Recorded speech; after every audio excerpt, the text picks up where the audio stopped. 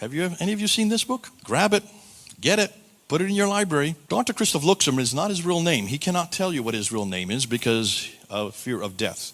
There are so many Muslims that would like to kill him for what he has found.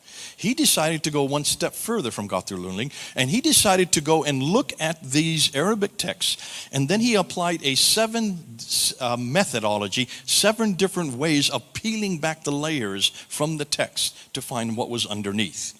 Let me just go through the 7 very quickly. The first thing he did is he went to look at the words in Al-Tabari's tafsir, his commentary in the Arabic.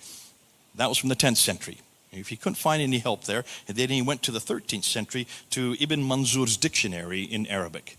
If that didn't help, then he went to what they call homonymous Aramaic roots, looking for roots in Aramaic, in your language. If that didn't work, then they went and started pulling off the diacritical, the dots off the Arabic. And then number 5, he then went into looking at Aramaic, replacing it with Aramaic dots. And then he started finding enormous amount of discoveries. And what he was doing, he was pinpointing the 25% of the Quran even the scholars didn't know. He was only interested in those 25% known as the dark passages that even the scholars could not understand. As he was peeling layer after layer, layer after layer, he then took the diacritical marks, applied Aramaic diacritical marks to them, looked for translations from Arabic to Aramaic, and then finally he went back to the Aramaic lexicons from the 10th century and was able to reproduce all of the dark passages. Every one of the dark passages, and guess what he found? Every one of these dark passages that's in the Quran today are previously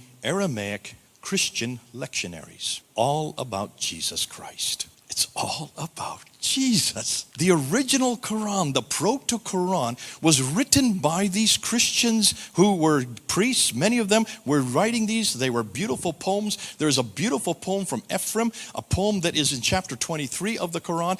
Read it. You can see it. Look at the first 5 verses in chapter 23 of the Quran. It talks about the duties of the believer, how the believer must not at all use foul language, how he must pay his debts, how he must pray. And finally it says how he must remain chaste. Verse 5, how he must remain chaste. And then verse 6 comes in. Except for those men who have multiple wives and who have slaves. Slams you right in the face. What's that got to do with chaste chastity? And then in verse 8, it continues with the believers who do these, great shall be their reward in paradise.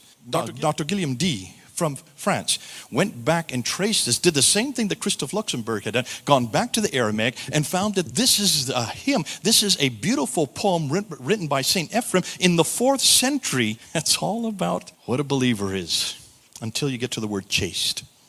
Verse 6 and 7 are not in the Aramaic at all. That is an adulteration of the text by the Arabs who didn't know how to read Aramaic.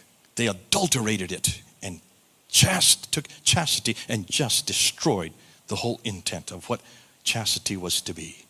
And you can see example after example after example right through the Quran. We need to go back and take the Quran and bring it home. Bring it back to its Aramaic. We've got to take it back to its original language, to its original intent. We've got to take it back to Jesus. The Quran in its original form. Now can you see why all this adulteration is all through the Quran? What it does to women. Look at the violence all the Quran. That is not there in the original text. That has been adulterated by the Arabs who then later became Muslims and imposed their agenda. It all happened during the Abbasid period from 749 on. This we've just found out. And the Germans are the ones who have discovered it.